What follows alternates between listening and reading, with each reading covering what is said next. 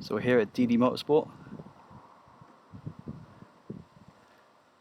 Coming this morning, the temperature already is about 26 degrees. It's a warm ass day.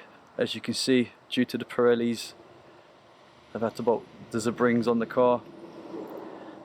There's no way I'm putting the wheel caps on. It cost me more than the wheels.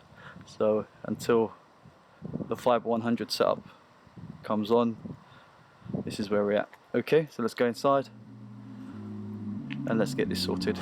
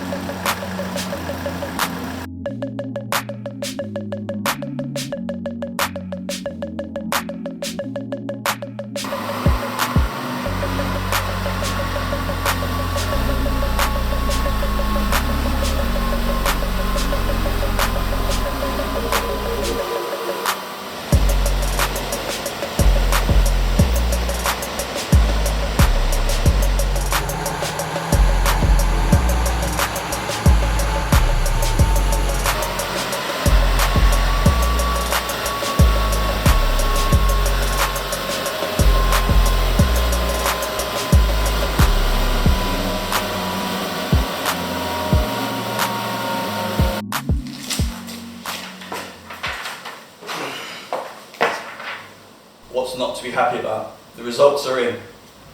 It's 158 and 365 Newton meters of torque. So that was with just fitting the nozzles and fitting the turbo. So we saw 45 Newton meters of torque, and it was 146 to 158, so it's all 12 horsepower.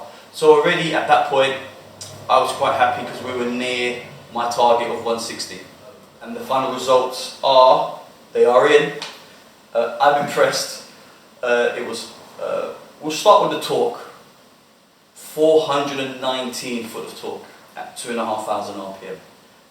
That basically equates to 309 foot of torque, which is on the limit of the clutch by a long way. So then going back to the power was 168.2, so way over the target that I wanted, or should I say it was over. Like I said, anything over 160 was a bonus, 8 horsepower over. The torque figure, I had no idea we would get 419 Newton meters of torque. Pretty impressive. It's basically what I've done, what I wanted it to do, which was fill in that mid-range. It's literally almost comes on linear and just goes across. It holds over 165 up until about 4,500 RPM. So it has extended that revability. What it's done is it's made the gearbox feel very, very short. It feels like it definitely needs a longer gearbox. What can I say? I'm impressed for the amount of money that was spent, which was this.